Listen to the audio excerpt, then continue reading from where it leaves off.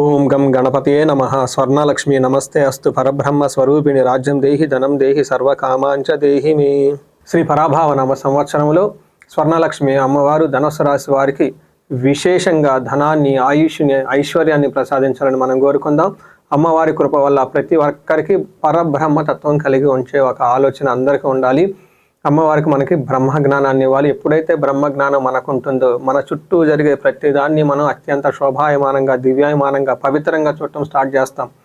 అలా ఎప్పుడైతే స్టార్ట్ చేస్తామో కొన్నిసార్లు మనకు కావాల్సినవి మనకు దగ్గరగా ఉంటుంది, కొన్నిసార్లు మనకి కావాల్సినవి దూరంగా ఉండొచ్చు, కొన్నిసార్లు మనకు నచ్చిన వెంటనే వస్తుంది, కొన్నిసార్లు కొంచెం లేటుగా రావచ్చు. బట్ ప్రతి పరిస్థితుల్లో కూడా ప్రతిసారి కూడాను మనం ఎప్పుడు చిరునవ్వుతో ఉండాలి, ఆనందభరితంగా ఉండాలి. ఇలాంటి యొక్క మనస్తత్వం మనకు కావాలి. దాన్నే బ్రహ్మ జ్ఞానం అంటారు. ఇది మనకి కావాలి. ఇలా ఈ యొక్క జ్ఞానాన్ని ఇచ్చే శక్తి స్వర్ణలక్ష్మి అమ్మవారికి ఉంది. అమ్మవారిని పరబ్రహ్మ స్వరూపిణి అంటారు, లక్ష్మీ అమ్మవారిని. అంతేకాదు మనకి రాజ్యం దేహి, అమ్మవారు మనకి విశేషమైన రాజ్యాధికారాన్ని ఇవ్వాలి. మనం ఒక మాట మాట్లాడితే 10 మందికి అది ఇన్ఫ్లుయెన్స్, ప్రభావితం చేయగలగాలి. వేల మంది మనల్ని ఫాలో అవుతూ ఉండాలి. మనకి అధికారము, మనకి దర్పము, ఒక మర్యాద, ఒక సొసైటీలో కీర్తి, ప్రతిష్టలు, ఇవన్నీ మనకు కావాలి. ఒక రాజ్యం మనకు కావాలి. వీటితో పాటు మనకి ఇంకా ఏం కావాలి? ధనం కావాలి. ఎంత ధనం కావాలి? విశేషమైన ధనం కావాలి. మనం కౌంట్ చేసుకోవడానికి, లెక్క పెట్టలేనంత ధనం మనకు కావాలి. అంతేకాకుండా సర్వకామాంచ దేహిమే, మనం కోరుకున్న ఎలాంటి కోరికైనా సరే అమ్మవారు మనకి క్షణాల్లో ఆ కోరికలన్నీ నెరవేర్చాలి. ఇలా శ్రీ పరాభావ నామ సంవత్సరంలో స్వర్ణలక్ష్మి కృప వల్ల మనం అమ్మవారి ఇవన్నీ కటాక్షం మనకు ఉండాలని చెప్పేసి కోరుకుందాము. ధనుసు రాశి వారికి ఇందులో ఉన్న నక్షత్రాలు మూల 1, 2, 3, 4 పాదాలు, పూర్వాషాఢ 1, 2, 3, 4 పాదాలు, ఉత్తరాషాఢ ఫస్ట్ పాదం కూడా ఇందులో ఉంటుంది. ఇప్పుడు మోస్ట్ ఇంపార్టెంట్ అనే విషయం తెలుసుకుందాం. అదేంటంటే ఆదాయము, వ్యయము, రాజ్యపూజ్యము, అవమానం. ఇది చాలా ఇంపార్టెంట్. మనకి మహర్షులు ఈ ఒక యూనిక్ అయిన సిస్టాన్ని ఇచ్చారు. ఈ సిస్టమ్ ఎక్కడా లేదండి. మనకు ఈ తెలుగు రాష్ట్రాలు, కర్ణాటక ఈ ఉగాది జరుపుకునే అక్కడే ఇచ్చారు. వీటిని మనకి ఆదాయ ఫలితాలు అంటారు. ఇందులో వీళ్ళకి ఆదాయం చూసుకుంటే 14, వ్యయం 11 ఉంది. గుర్తుపెట్టుకోండి, ధనుసు రాశి వారికి ఆదాయం 14 ఉంది, వ్యయం 11 ఉంది. అంటే మీ అంచనాలకు మించి ఆదాయం వనరులే ఉంటుంది. మల్టీ సోర్సెస్ ఆఫ్ ఇన్కమ్ వచ్చే అవకాశం ఎక్కువగా ఉంటుంది. మీకు రాజ్యపూజ్యం 5 ఉంది, అంటే చాలా బాగుంది. అలానే అవమానించే వాళ్ళు కూడా 6 ఉంటారు. అంటే ఇది పెద్ద విశేషం అయితే ఏం కాదు కానివ్వండి. ఆదాయానికి మీకు ఎట్టి పరిస్థితుల్లో ఎలాంటి లోపం ఉండదు అని గమనించుకోవాలి. రెండోది, మీకు అవమానించే వాళ్ళు ఎక్కువ ఉంటారు. అంతేకాకుండా మిమ్మల్ని కావాలని చీట్ చేసేవాళ్ళు కూడా ఎక్కువగా మీ చుట్టూ ఉంటారని గమనించుకోవచ్చు. శ్రీ పరాభావ సంవత్సరంలో ధనుసు రాశి వారికి గమనించుకుంటే ఫస్ట్ జూన్ వరకు ఒక ఎలాంటి ప్రాబ్లం వచ్చినా, ఎలాంటి సిచ్యువేషన్స్ వచ్చినా కానీ చక్కగా మీరు దాన్ని విశేషంగా చక్కగా సాల్వ్ చేసుకొని ముందుకు వెళ్ళిపోగలుగుతారు. అయితే ఎప్పుడైతే మనకి గోదావరి పుష్కరాలు వస్తున్నాయో, గురువు మారటంతో, కర్కాటక రాశి రావటంతో గోదావరి పుష్కరాలు మనకు స్టార్ట్ అవుతూ ఉంటాయి. ఈ గోదావరి పుష్కరాలు ఎప్పుడైతే మనకు స్టార్ట్ అయిపోయినాయో ఈ టైంలో గురువు మనకి అష్టమంలోకి వెళ్ళిపోతూ ఉన్నారు. ఈ రాశి వాళ్ళకి అష్టమంలో గురువు వెళ్ళిపోతున్నారు, గమనించుకోవాలి. అంటే ఇక్కడ శని మీకు ఆల్రెడీ 4వ స్థానంలో ఉండి అర్ధ అష్టమ శని, అంటే ప్రతి చోట కొంచెం ఛాలెంజింగ్గా ఉండే అవకాశం ఎక్కువగా ఉంటుంది. గురువు ఇంకా అష్టమంతో పోవడంతో కొంచెం ఇబ్బందులు పడే అవకాశం ఎక్కువగా ఉంటుంది. మీరు కొంచెం ఆందోళనకు గురయ్యి స్ట్రెస్ పూరితంగా ఉండే అవకాశం ఎక్కువ ఉంటుంది. కొన్ని విషయాలు, అన్ని విషయాల్లో కాదని గమనించుకోవాలి. మనకి మహర్షులు ఏం చెప్తారంటే 4వ స్థానంలో శని ఉంటే మీకు స్త్రీ బంధార్థ సుఖచ్యుతి అంటారు. అంటే స్త్రీల ద్వారా, ఇన్ కేస్ స్త్రీలైతే పురుషుల ద్వారా ధనం లేదా ఒక పొజిషన్, సుఖం, మీకు కంఫర్టబుల్గా ఇంటికి సంబంధించిన కానీ ఏమైనా ఉంటే అట్లాంటి వాటిలో మీకు ఇబ్బందులు వచ్చే అవకాశం ఉంటుంది అని చెప్తారు. అందుకని అర్ధ అష్టమ శని అంటారు. అంటే ఇంటి వాతావరణంలో కొంచెం డిస్టర్బ్డ్గా ఉండే అవకాశం ఎక్కువగా ఉంటుంది. మీకు సుఖాన్ని కలిగించే వ్యవహారాలలో, కార్లు కానివ్వండి, ఇల్లు కానివ్వండి, బంగ్లాలు, ఇలాంటి ఏవైనా కనుక ఉంటే భూమికి సంబంధించిన వ్యవహారాల్లో కొంచెం మీకు బాగా ఒత్తిడి ఉండే అవకాశం ఎక్కువ ఉంటుంది, ఫ్యామిలీ మెంబర్స్తో కూడా. రెండోది, 7వ స్థానంలో గురువు మీకు పుష్కరాలు వచ్చే వరకు ఉండారంటే జూన్ వరకు చక్కగా భోగాన్ని, ఐశ్వర్యాన్ని అనుభవిస్తారు. గురువు ఎప్పుడైతే మారుతూ ఉన్నారో మీకు హెల్త్ కాంప్లికేషన్స్ వచ్చే అవకాశం ఉంటుంది అని గమనించాలి. తర్వాత రాహు 3వ స్థానంలో ఉండి ఈ రాశి వాళ్ళని చక్కగా కాపాడుతూ ఉన్నారు. కేతు 9వ స్థానంలో ఉండి ఆధ్యాత్మిక చింతనని కలిగి ఉండి ఒక ధర్మ మార్గాన్నిలో నడిపించడానికి మీకు బాగా ఉపయోగపడుతూ ఉంటారని గమనించుకోవచ్చు.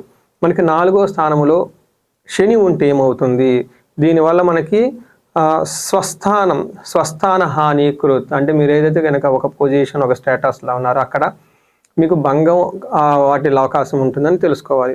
అంతేకాకుండా ఒక శని మీకు మంచి కూడా చేస్తూ ఉన్నారంటే మీకు శత్రువులు ఎవరైనా కనుక ఉంటే ఆ శత్రువులు అనేవాళ్ళు మీ దగ్గరలో ఉండరు, వాళ్ళు చాలా దూరంగా వెళ్ళిపోతారు, ధనం బాగా సంపాదించుకుంటారు, కొంచెం ఒడిదుడుకులతో సక్సెస్ అయితే వస్తుందని గమనించుకోవాలి. మీకు శని వల్ల కానివ్వండి గురువు వల్ల కానీ ఖచ్చితంగా సక్సెస్ అయితే వస్తుంది, ఇది గమనించుకోవచ్చు.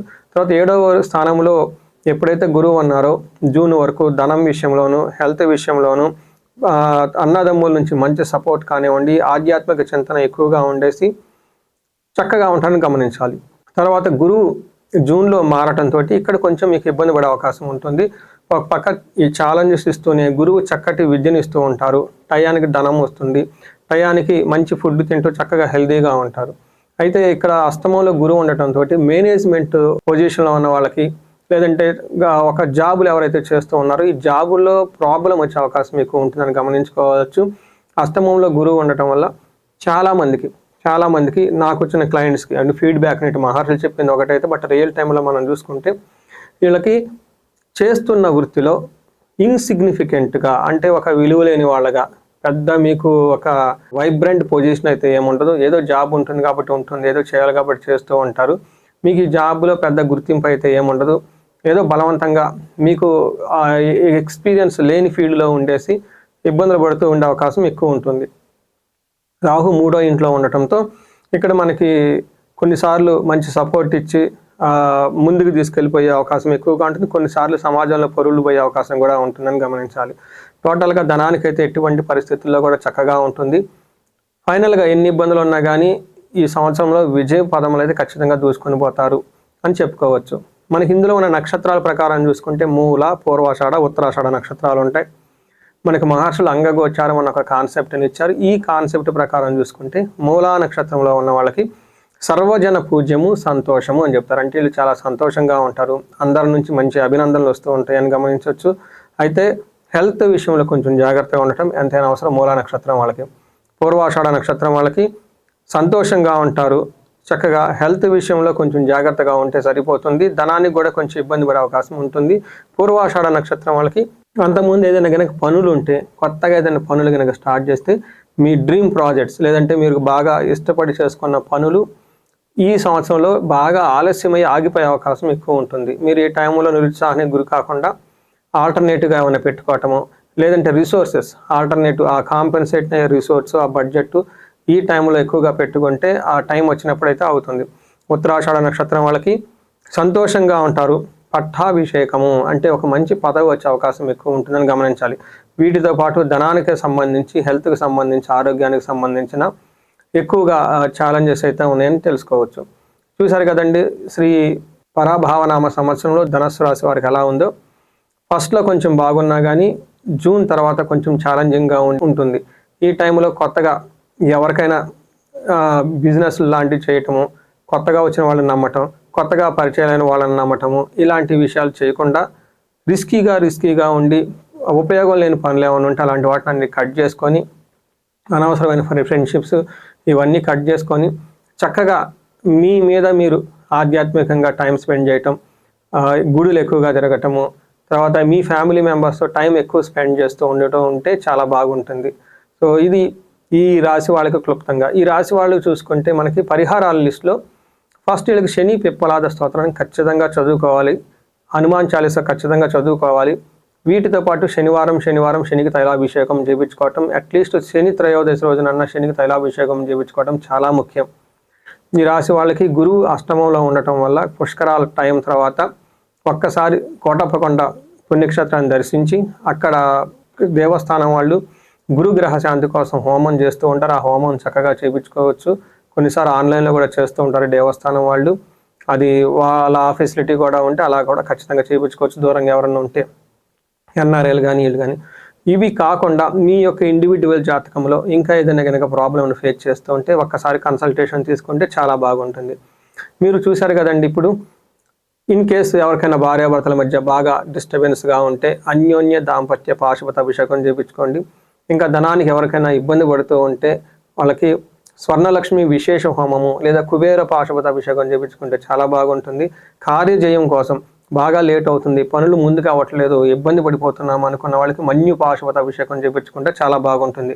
ఎలాంటి ప్రాబ్లం ఉన్నా ఈ రాశి వాళ్ళు ముందుగా సెన్స్ అయ్యి ఎక్కడైనా కనుక మీకు అనుకూలంగా లేదు, ఇబ్బంది పడుతూ ఉన్నాము, ఈ ప్రిడిక్షన్ ప్రకారం అనుకున్నట్లుంటే ఛాలెంజింగ్గానే ఉంది కాబట్టి ఓకే, బట్ ఇంకా మేము భరాయించలేకుండా ఎక్కడో ఇబ్బంది పడిపోతున్నాము, పరిస్థితి చేజారిపోతుంది అనుకున్నప్పుడు ఒకసారి జాతక చక్రం చూపించుకొని తగు పరిహారాలు చేసుకుంటే ఈ రాశి వాళ్ళకి ఛాలెంజ్ ఉన్నప్పటికి కూడాను జీవితంలో పైకి ఎదిగే అవకాశం చాలా ఎక్కువగా ఉంటుంది. జీవితంలో పురోగభివృద్ధి సాధించే అవకాశం చాలా ఎక్కువగా ఉంటుంది.